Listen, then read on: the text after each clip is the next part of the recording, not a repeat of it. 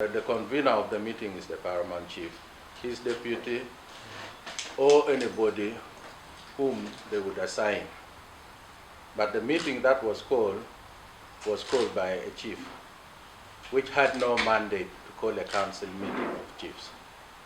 That chief is the chairman of the governing council. And the governing council comprises of only 5 chiefs. And they are a little bit, they are a technical arm of chiefs that is supposed to assist in the administration of KWARO actually. And their roles are spelled here in the letter that I wrote for them. And that means that with this letter of appointment, which they didn't reply me, it means that they never took up that appointment. And if they've taken that appointment, they would report to the appointing authority, which is the Paramount Chief, of which none happened. Therefore, the meetings that did happen and what is happening now is illegal. That doesn't bind KWARO, Acholi, and other chiefs. And in the meeting, the councils of chiefs, because they went astray, which has brought Acholi and its people in this dispute, the council of chiefs have suspended them from the operation of the institution until when they apologize to the council and also pay the fines that were given. The things that they are doing now is not correct because they are forging headed papers of KWARO actually. If you see from the first letter that they have written, you will find that the headed paper has been doctored a number of times to suit their interest. Those are all not binding, including the stamps that they have made. So for now, KWARO actually is intact because the Paramount Chief has not been found guilty of anything. Even the land in question, because people were thinking that the Paramount Chief had sold the palace land, which is not correct. Because the palace land where we are now is still in the name of Bulu district. And we need to change it back. And therefore, no transaction could be done on this land.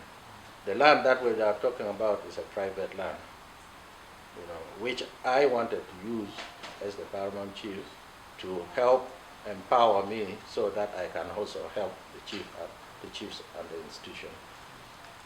So whatever they are doing out there must stop because we don't want the confusion that is going on.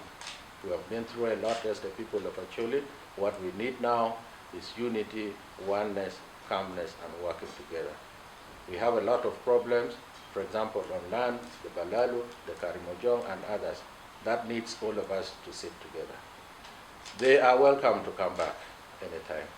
We will not segregate them, but we are condemning in the same term and strongly the actions that they did, because that is not according to traditions and culture of Acholi.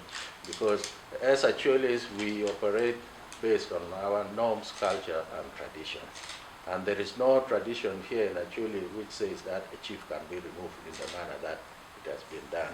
There are only 3 things that would warrant the removal of a chief. That is, if the chief has gone mad, if the chief has killed a person, if a chief is someone who likes going out with people's wives. Those are 3 conditions that can warrant a chief to be removed, and none of which applied in this situation. So all that they're doing is up to them. It's not about KWARO actually, it's about themselves. And I advise them to stop. If not, then they will be caught up in the web of laws. Okay. Finally, how many are the chiefs that are on this other side? No, there is no chief which is on either side or the other side. That doesn't work like that. But if you want chiefs that attended meetings, I mentioned that.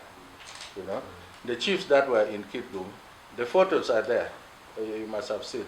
I think there are about 12 or so. Amongst them, there are some which who haven't been installed. So you don't call them a chief because they haven't gone through the rites and the rituals.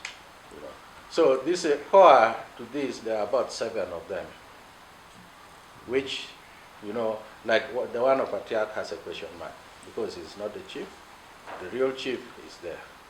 in which I personally participated in his installation in 2002. The one of Pagak, there are two there. So who is the chief there? For Paicho, the same. Acana of Labon has not been installed.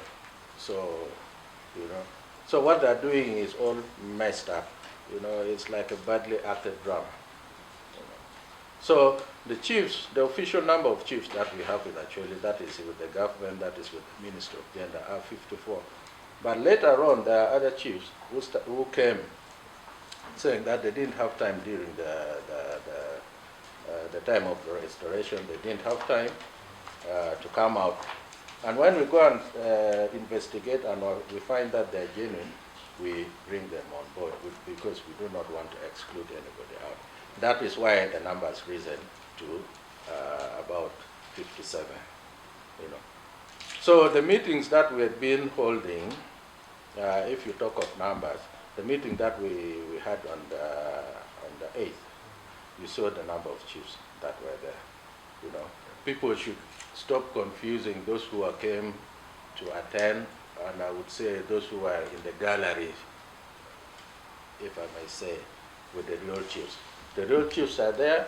They signed a different attendance list because people thought they were very wise. They went and took photos of the general attendance list that was there and sent it, and they were scrutinizing and saying, you see, this is not a chief. He invited people who are not chiefs. I'm not the dance. There is a special attendance list for the chiefs. And if you look at the meeting that we had in KAL, again, you see the number of people, the number of chiefs who are there. So if you want to talk of majority and the numbers, I'm with them. Excellent. Thank you so much, Rwot. Okay.